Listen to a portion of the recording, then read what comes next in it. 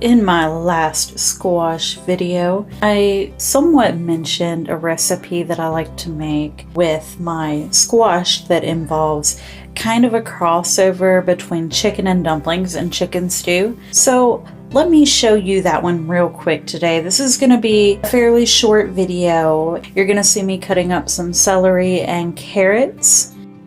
And I'm going to add some squash that I had. Now, this squash isn't dehydrated. I actually harvested a bunch of Tromboncini squash. This was one of the very large ones that I harvested, so I really needed to use it up while I had it fresh. And I'm also going to add in some snake gourd that I have previously frozen. So dehydrated squash would work very well for this too, but today we are going to be using plain fresh squash. Next, I'm gonna grab a pot. Again, a little substitute. Usually I use chicken, but this time I actually had a whole turkey breast that I cooked.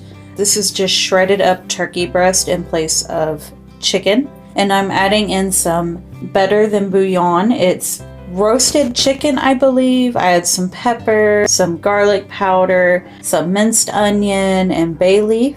I mix all this up and then I add a little bit of water to it to kind of incorporate everything and blend it together fairly well. This base that I used, it comes in a jar and it's like a paste. Just add water to it to make a chicken broth. It's just like bouillon cubes or powder. Once I have all that mixed in, I add in all of my veggies.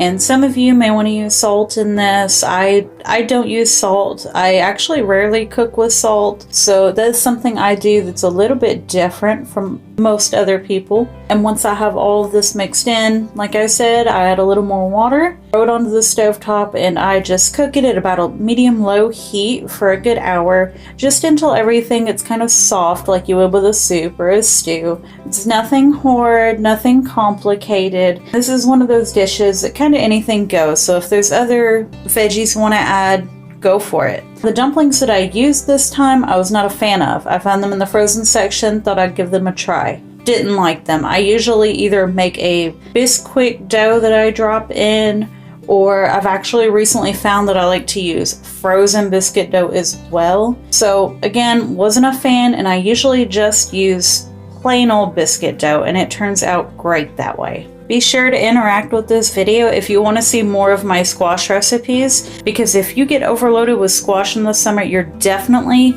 going to want some of these recipes. They are delicious.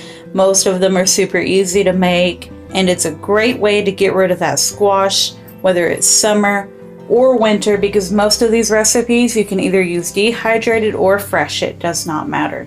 Thank you guys so much for the love and support.